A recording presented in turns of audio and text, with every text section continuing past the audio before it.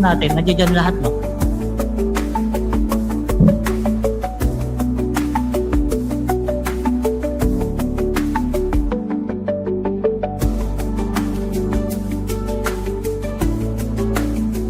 Nandiyan po yung US na ano. Bakit wala yung subtitle? Baba, sir.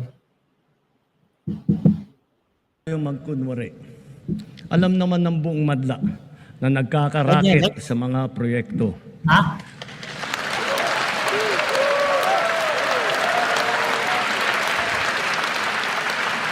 Mga kickback, mga initiative, errata, SOP, for the boys. Kaya sa mga nakikipagsabwatan upang kunin ang pondo ng bayan at nakawin ang kinabukasan ng ating mga mamamayan, mahiya naman kayo sa inyong kapwa Pilipino.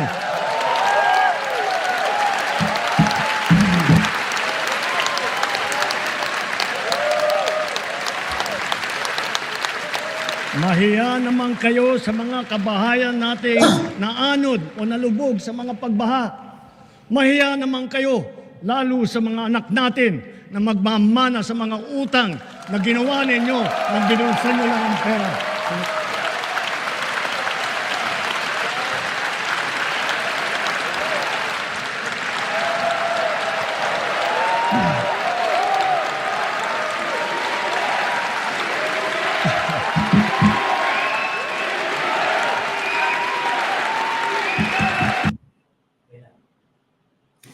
So magandang hapon po, magandang gabi po sa inyong lahat mga ka-BBM yan. Welcome po sa aming ika-13 episode ng Salamat PBBM. Nakita nyo naman, napakabilis ng panahon. Kailan lang first episode namin, ngayon 13 episode na. Napakabilis talaga. By the way, ako po pala si Palerista. Sa mga hindi pa po nakakilala sa akin, meron po akong YouTube ha, bagong-bago yun.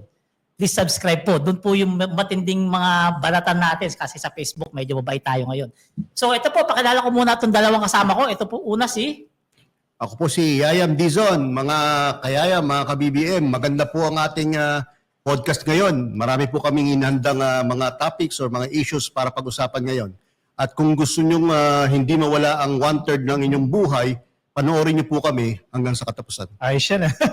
Magandang gabi po. Ako naman po si Ika Coffee. Nako, interesting po yung ating discussion. Make sure na mag-engage po kayo dyan sa comment section. I-comment nyo po nasa ang lugar po kayo. Isa-shoutout po natin yan. At baka may mga tanong kayo, may mga suggestion kayo, pwede nyo pong ilagay dyan sa comment section. At huwag kakalimutan, i-share nyo muna ito para marami po tayong marating. Marami pong mga ka-BBM na makapapanood po at malalaman nila yung mga good news mula sa nakalipas na linggo. Oh, yan. Narinig nyo yung dalawang gwapo nating co-host. Si Kakopi at saka si Yayam Dizon yan.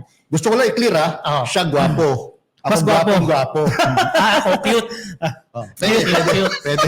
Oh, cute. Sa'yo na yung cute. Parang masama loob ng isang operator na kasimangot So yung mga ka-BBM, ito yung 13th episode namin ng Salamat PBBM at as usual, napakarami natin pag-uusapan, napakagandang balita sa lahat ng mga Pilipino dito sa mundo kasi lahat ng mga proyekto ni PBBM malalaman natin dito. Okay, punta tayo sa susunod na topic natin tungkol sa pagbisita ni Pangulong Bongbong Marcos sa Marikina naman. Ay, nak. No? Para inspeksyonin yung infrastructure improvement project dyan, no?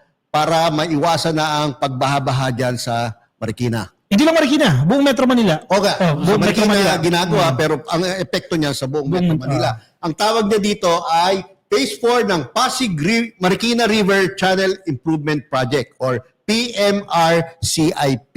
No? Yan.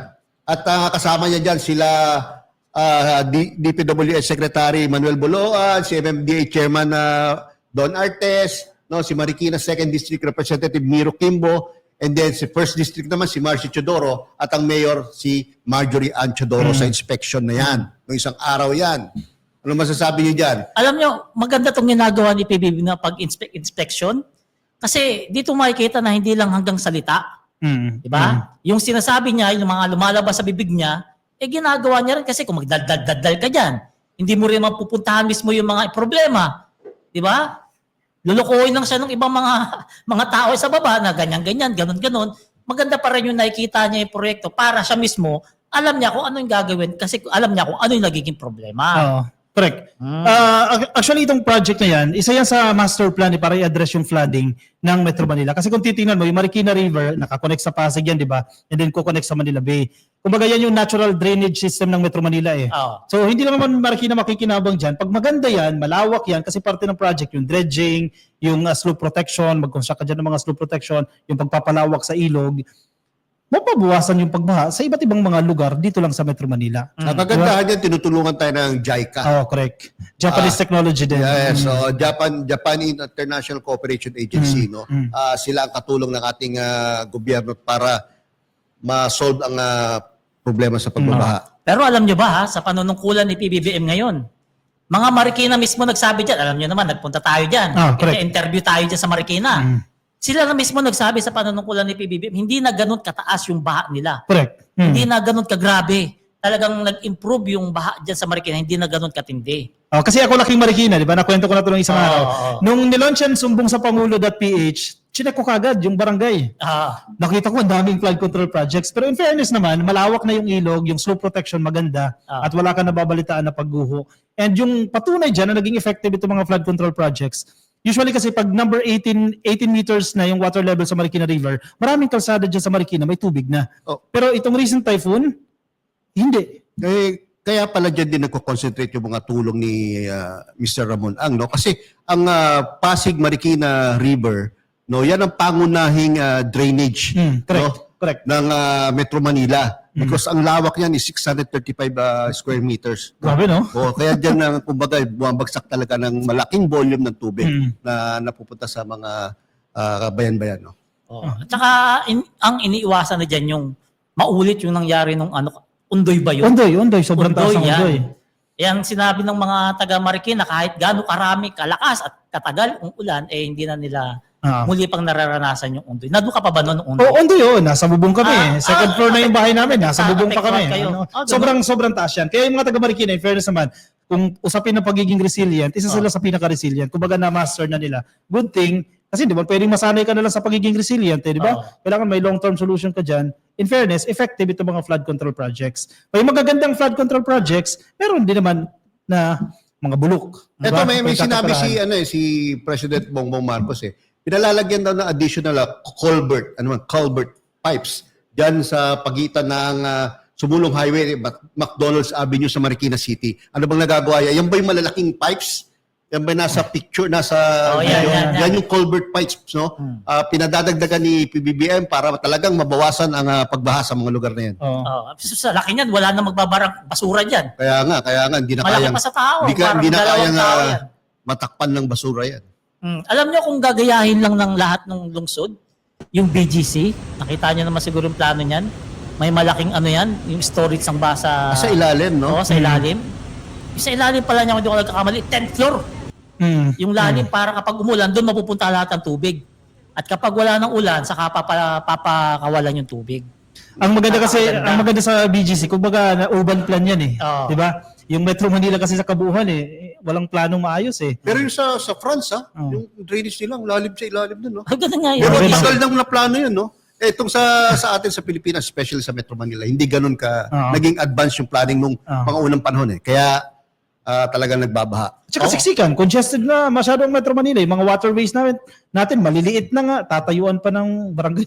Pero bago tayo lumayo sa topic na yan, no, mga kababayan, mga ka-BBM, yung hawak po natin na ating mga basura, wag naman natin itapon kung saan. No? Sabi nga ng Pangulo, meron tayong 59 pumping stations sa buong Metro Manila, pero kung tatapon natin kung saan mga basura na, yung mga pumping stations na yun, magkaklag lang din. Hindi gagana. Hindi gagana. So magkakaroon pa rin ng pagbaha, at bukod doon, gagastos tayo ng gagastos kasi ayusin yung pumping stations na yun. Ito, basa natin comment. Sabi, Sir Yam, tama po yung sinabi nyo. Dapat sinusunog yung basura kaso pag sinunog, bawal din. Anong dapat gawin sa basura?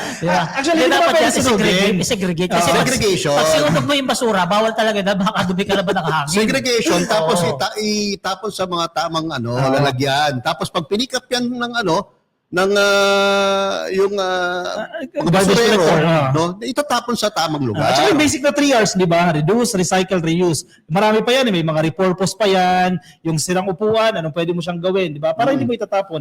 Ang problema kasi sa atin, ay hindi ko na magagamit yan, itatapon na. Pero nakakatawa nga pati Papunta sa mga stereo. refrigerator, mga salasit nandun sa nasa reverse natin di ba? Yan ang mga Totoo nakita yan, totoo yan. May kasalanan din tayo. Ang problema, tayo din yung magrereklamo. Di ba? May pananagutan din tayo Kaya dyan. dapat magsisimula yan sa sarili natin. Kasi kahit anong flood control ipagawa ni PBBM dyan, kahit maglagay pa ng malaking bodega ng tubig sa ilalim ng Metro Manila, kung yung basura natin, hindi natin kayang ayusin, hindi Baka matatapos nga yun ang motivation ng mga nagkurap ang ganyan din man, magkababaha pa rin lang, di ibusa na lang natin yung pera. kawawa tayo pag ganyan. Bobo tayo. Ngayon, etong mga flood control ni PBBM, makikita naman natin na sinisikap niya na mapaayos ang lahat-lahat kasi nakita naman natin, nakaraan, pabayaan, dahil flood control, hindi naman pala ng mga nagawa, hindi na natapos. Kaya ito yung talagang pinapriority ni PBBM para mabawasan yung pagbaha-baha rito sa atin. Tama! Kasi nakakapagod na yung pagiging resilient. Hindi forever resilient Hindi ka tayo. ba nasanay? Ako sanay na, pero sayang din ang pera ng gobyerno. Paulit-ulit lang yan Sayang. Imbis na magagastos mo na yan para sa human development, di ba? Magamit mo na yan para sa research and technology. Wala na. Mga kabibigyan, kung yung ilang bilyong piso na ginagastos sa flood control projects, kung hindi na tayo gagastos para dyan at mapupunta na lang sa bulsa ng mga mahihirap, edi ulad tayo ng usok. Correct. Di ba? Kaso daan-daan bilyong piso ang ginugugol natin taon-taon. In fact, sa 2026 NEP, no? 300 billion pesos ang nakalaan dyan. Flood control lang. Flood control lang. So sa mga kabibim natin dyan, lalong-lalo yung mga nasa ibang bansa, ito i-comment nyo nga kung ano yung ginagawa ng gobyerno o kayo mismo dyan sa mga nasa ibang bansa, ano bang ginagawa ninyo sa basura ninyo para just in case mabasa natin, magkaroon tayo ng idea. Yung mga nasa ibang bansa. Nasa ibang bansa. Oh, I-comment nyo nga po kung ano ginagawa nyo sa kung basura dyan. nasaan man kayo ngayon. Para malay mo, magaya nating mga Pilipino. Di ba? Ngayon, babasahin namin po yan na mga komensyon mamaya. Now, we move to our next topic. No? Etong kasama tayo dito. Ay, maganda yan. Maganda yan. Budget Bastonera ng Masa, Secretary Mina Pangandaman, no, ay nag-inspect nitong EDSA Busway Rehabilitation Project diyan sa may SM North EDSA, no? At tayo nandun tayo, nakita natin kung gaano kaganda tong plano na to.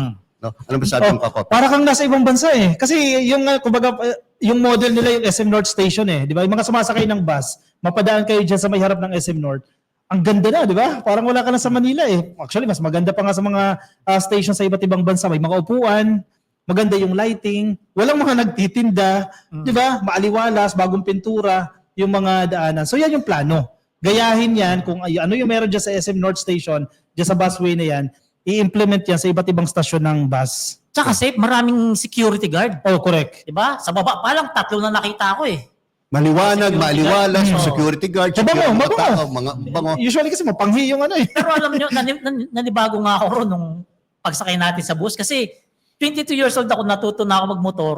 Hindi na ako nagko-commute. Doon na lang ako uli nakasakay ng bus. So, Nagbayad ka ba? Hindi, iway nga yun kaya pala nagre-reklamo yung ano. Hindi, nagulat yung conductor Uy, ano to? Shooting ba to? Shooting? Kasi nakita si Secretary Amina, akala niya artista porket maganda yung kutis Hindi, kwento natin. Oo. Maganda kasi yan nag-inspection, di ba? Mula dyan sa SM North Station, papunta sa North Avenue Station yan. Siyempre, kasama si Secretary Amena, Saka si si Vince. Secretary Vince Secretary Dizon. Surprise yung inspection sumakay ng bus. Di, ang dami nakasunod na media, may mga vloggers pa. Kami, napuno yung bus.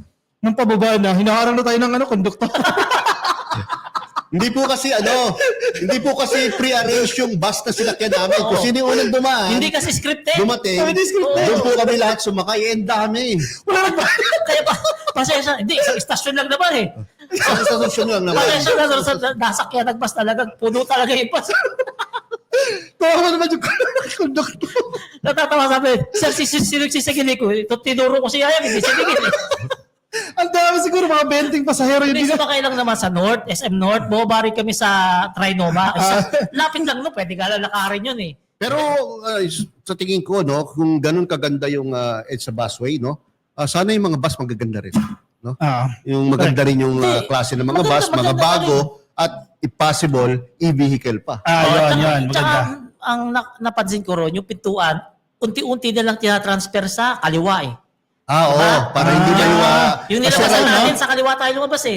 kasi right now, puro nasa kanan, ano? Ganun kasi sa atin. Ngayon, Kaya sa kaliwa. medyo may danger pa rin. Kasi, no, sa side ng merong dumadaan. Pero ang bilis na, no? Pag busway, Ang hindi bilis, ka sa ang bilis. bus eh. Alam mo, mas Oo. mabilis pa siya sa motor, sa totoo lang. Ang bilis, talaga Oo. mabilis. Mas mabilis pa daw sa LRT at MRT. Oo, Nung tama, magbabas tama. ka. Kasi kung maghintay man yung bus, sandali lang eh. No? Oo. Tapos alis na agad. Ako, Tapos pabor ako walang dyan. traffic. No?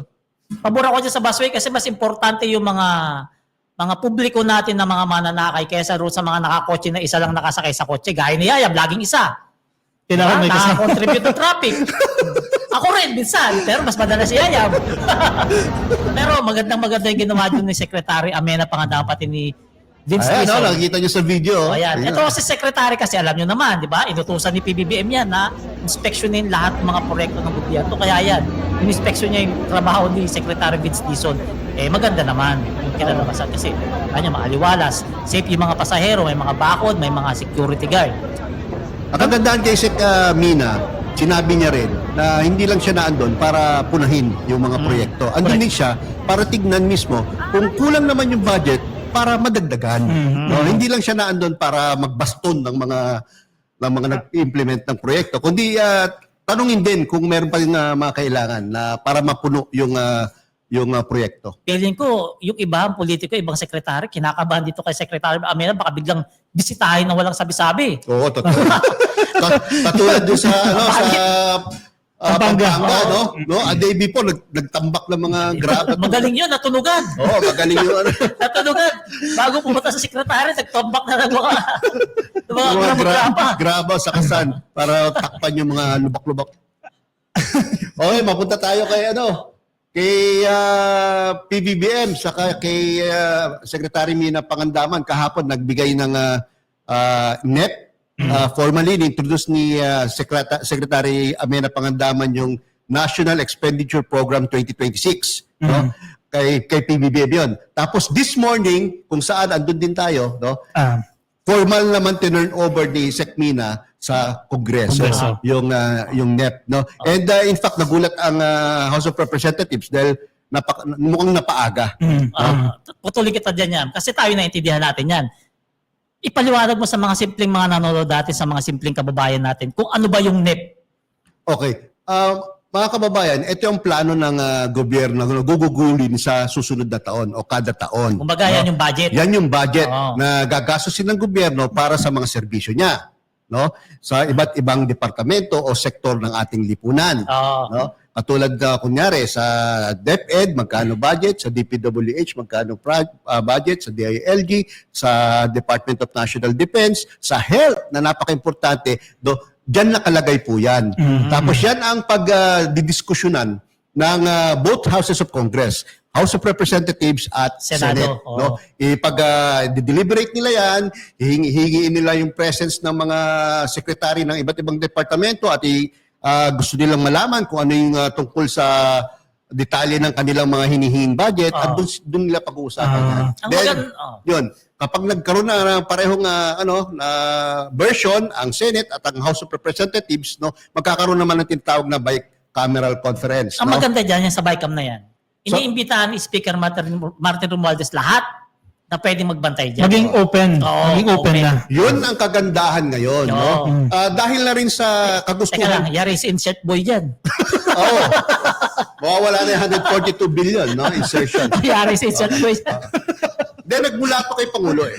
Actually, nagmula to kay Pangulo. Gusto niya maging open ang budget deliberations. Gusto niya makita ng taong bayan yung paano pinaplano o pinoprograma ang budget ng ating bansa. No? Dahil na rin sa recommendation ni Secretary Mina Pangandaman. Dahil si Secretary Mina, isa sa mga advocate niya ng open governance. Yung transparency sa budget, yan, advocacy ni Secretary Mina yan. At naniniwala naman si Pangulong Bongbong Marcos na dapat niyang gawin yan. At ang kagandahan dito, ultimo si Speaker Martin Romualdez, yan din ang sinasabi niya for the past 2-3 weeks na gusto niya na maging open ang deliberation sa budget, no?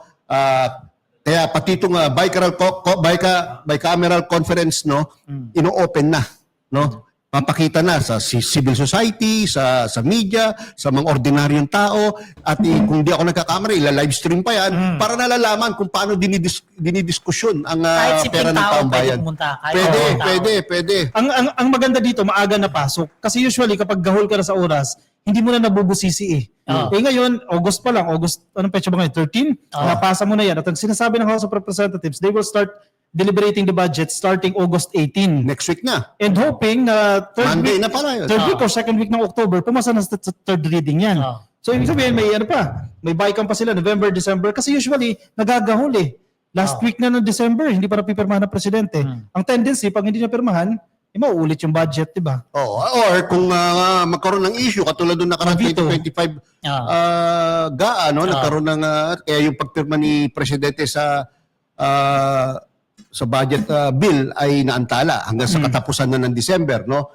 This time, pinaaga ng DBM at nangako ang HOR na paagahin din matapos ang deliberation, and then ganun din naman siguro ang Senate para magkaroon ng mas maagang BICAM kung saan gagawin nila naman yung General Appropriations Bill na for signature ng ating Pangulo para maging General Appropriations Act. Ito dito, pahiya dito yung mga dilis ha. Ito, paliwanag ko ha. Bukang bibig nila na si Speaker Martin Romualdez at si PBBM, kurakot daw, magnanakaw daw, ganyan-ganyan. O ngayon, open sa publiko yung BICAM. Kung kurakot si PBBM at saka si Speaker Martin Romualdez, ililihim nila yan. Correct. Bakit mo bubuksan? Diba? Ngayon, tahimik sila kasi napapahiya sila. Bakit i-open kung ikaw ay magnanakaw? Correct. Hindi ka ba natatakot na malaman ng publiko kung paano ka magnakaw? Dahil nga naka-open, ibig sabihin yan, wala silang masamang plano dyan sa budget. Kaya si Boy Insert, malaking problema talaga dyan. Malinis yung intention. At kanina, pinapakinggan ko rin yung press conference ni Secretary Ameno Pangandaman, no? Tinitiyak nila yung accountability sa government spending. Oo. Diba? Bawat sentabo na gagastosin dyan, mapupunta sa tama at hindi mananakaw. Oo. Diba? Malaking bagay yan eh. Yung participation, very important yung participation ng taong bayan. Kasi ang budgeting, pinaplano mo yan eh. Diba? Kailangan pakinabangan ng tao yan eh. Kasi kung hindi papakinabangan yan, wala. Pero nagulat talaga ako kanina. Pag narinig natin budget, akala natin ganun-ganun lang. Libro pala yan, ang kapal. Akala mo Webster Dictionary. Kasi naging part ako ng government agency, Oo. naging part, bumubuo kami ng budget eh.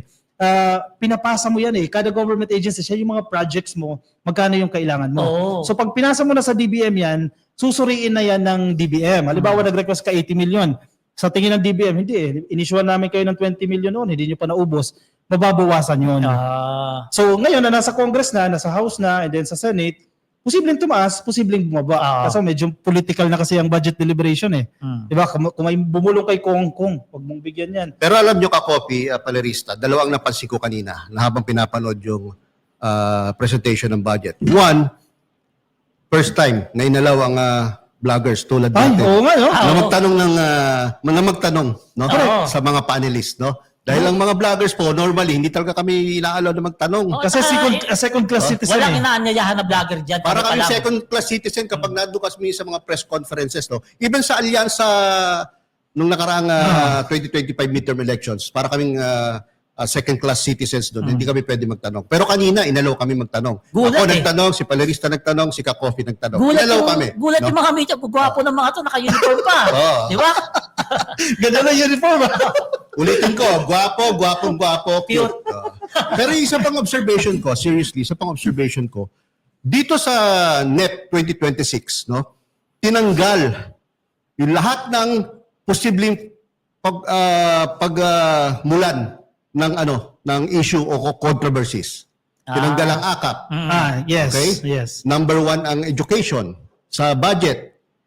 Naglagay ng pondo sa PhilHealth. Di ba? Di ba? So lahat ng mga issues last year na pinag-usapan at kinikriticize ang gobyerno, tinanggal sa NEP 2026. Which means, no, etong budget na to, ay palagay ko, pinakamaayos, pinakamagandang budget, Pinaka-transparent. pinaka-transparent na budget sa kasaysayan ng Pilipinas. At responsive sa pangangailangan ng taong bayan. Correct. Responsive sa nakasaad sa ating konstitusyon. So, tanong ngayon sa kababayan natin, ano ba yung top 10 priorities ng gobyerno para na mabigyan ng budget. Sige, isa-isahin natin yan. So nasa konstitusyon yan, dapat the biggest chunk should go to the education sector. No? So 928.5 billion pesos po Laki. nasa sektor ng edukasyon. Mandato po yan ng ating konstitusyon. Oo. Sa public works naman po, 881 billion. Sumunod naman po sa health, kasama na po dyan yung sinasabi ni Sir Yayam na pinondohan na po ang PhilHealth. So wala nang iyak na DDS. Pumapalo po yan ng 320 billion pesos. Defense, malaki yung defense natin ngayon. Sa defense, malaki din. 299 billion. Ako na lang magbasa. Sige. Sa interior and local government, kasama po yung mga LGUs dyan, 287.5 billion pesos. Sa agriculture naman, isa din po sa prioridad ng administrasyon, 239 billion pesos. Social welfare, pasok po dyan, of course, yung DSWD at NCSC, yung National Commission on Senior Citizen, no? 227 billion pesos yan. Of course, DOTR, 198 billion sa judiciary din kasi maraming kailangan din improvement sa sistema dyan. 67.9 billion pesos.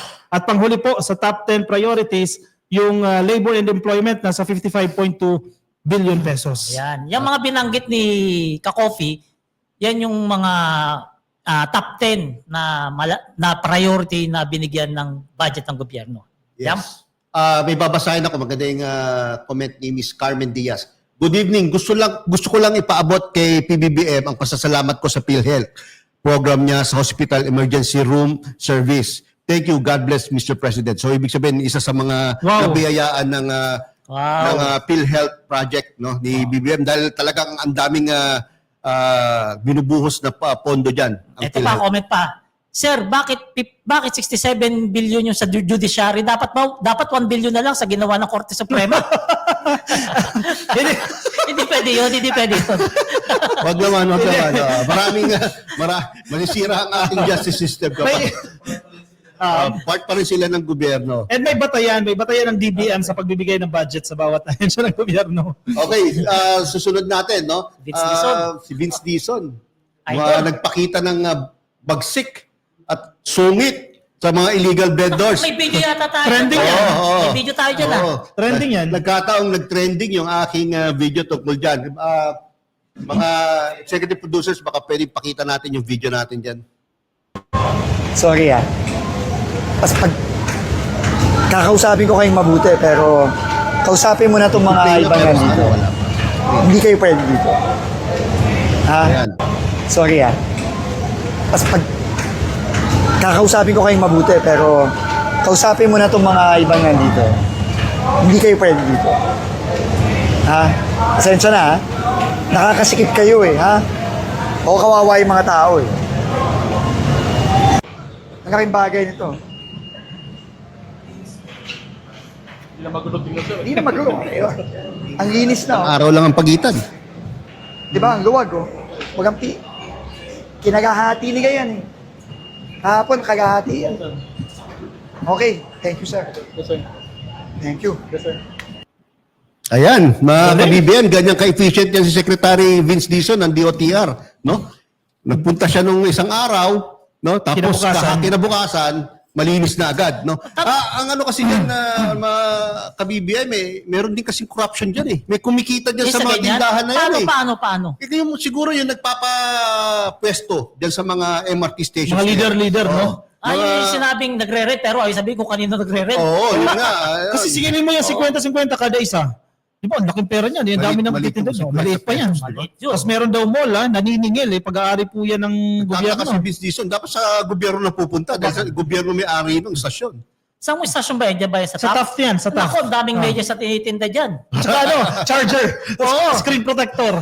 Ang problema yung pathway, mahigit kalahati na ang tindahan. Yung mga tao hindi na makadaan. Yun yung instruction ni PBBM I-clear ninyo yan. Yung mga daanan ng tao, dapat maaliwalas yan at clear dyan. May sinasabi nga kanina si Mark Ian everyday, no?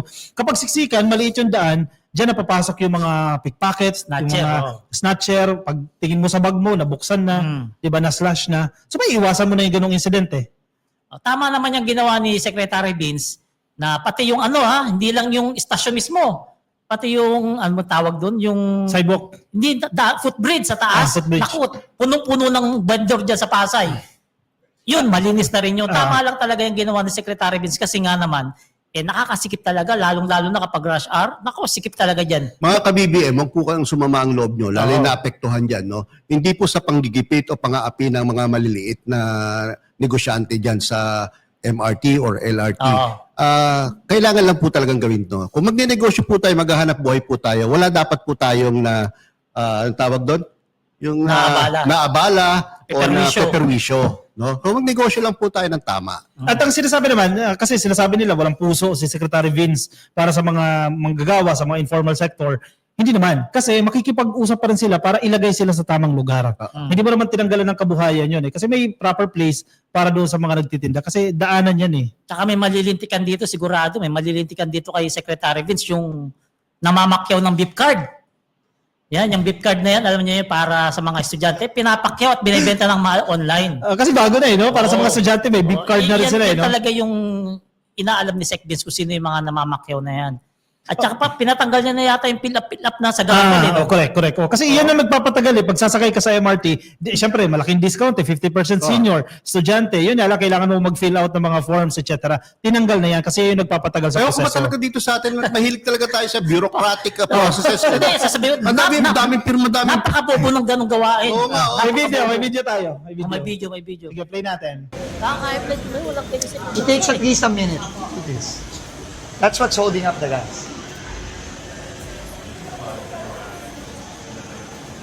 Parang ang hassle lang. Oh, hassle yan. Papatanggal ko. Pag mag-alala. Palagay na lang tinanggi. Oh, yan. Ibabalik pa ako. Di ba? It's annoying. Pasensya ka na, ha? Hindi nagkakasaganan, eh. Ha? Ayusin natin. Sige. So yan, wala na. Wala na yung fill up ng mga forms para lang makakuha ng 50% discount ang mga senior citizens, PWD at mga estudyante. Dahil malaking ayaw bagay, ng no? Pangulo yan. Ano si President, modernizer yan eh. Digitalization na nga ang sinusulong niya tapos ang dami pa natin pinipirmahan na pinipila-pila kung ano-anong papel. Ewan ko ba sa mga boss diyan, nakapag-aral naman yung mga yan, pero parang ang Kaya hihina ang mag-isip, no? ang problema kasi dyan, marami nang hindi nagtitiwala sa mga empleyado ng gobyerno kasi way din yan para ma-assess o ma-check kung totoong napunta sa estudyante. So parang kasi sa bureaucracy, medyo maraming involvement ng corruption, di mo na maiwasan yan, di ba? Yan yung paraan para ma-check totoo bang napunta sa estudyante yan. So may proof ka. Ang problema naman, humahaba yung pila. Mahaba, yun lang. Diba? Gusto ko lang emphasize, minsan nagkakaroon talaga ng disconnect eh. Andito yung gusto ng Pangulo. Tapos sa baba, itong ginagawa. So, contradicting. no? Nagahang. Oo. Katulad dyan sa Professional Regulations Commission. Nagpunta ako dyan. PRC. No? Para lang palitan ang pangalan from period, to Maria na buo. Alam niyo bang 4 na beses na akong pumunta dyan sa PRC, hanggang ngayon hindi pa naayos yung problema. Okay. No? Kung ano nung papeles na pinapa-fill up sa amin, every time na pupunta ako dyan, anong yung kailangan i-presenta, tapos ganyan nangyayari. Okay. Sige, basa muna tayo ng comment bago tayo mag-proceed sa segment 3. Ayan, yung beep cards yan, may student beep card na ha, yung mga sumasakay po ng MRT. So, typical na beep card yan, pero para sa mga estudyante, discounted na po yan. 50%. 50%, pwede nyo na pong ma-avail yan. Grabe talaga si BBM, no? Ito, sabi ni Shakira Bacorero, no? Si PBBM lang ang presidente na may malasakit talaga sa mga Pilipino. Good job. Correct. Agree. Tama. Kaya sabi ni Bebang, subukan yung, Dilawan. subukan yung dilawan dyan maupo, walang human rights at Rappler mainstream. Kasi pag Duterte, di rin ipapakita dyan. Asan na yun? Wala na. Sunflower, basa kay Sunflower. Bumabawi ito si Ito Sunflower. si Renita Maga ba yan? Nagal. Wow, ang galing. Good job, PBBM. Yeah, correct. Sabi ni Sunflower, ito bumabawi ito eh. Bakit kaya may didilis pa rin na bulag sa katotohanan? At viral din ang vice ganda na ang 20 million na followers niya, konti lang ang mga dilis na nag-unfollow. Totoo yun, totoo. Pinag-usapan po natin kanina. Ito naman si James Agdamag.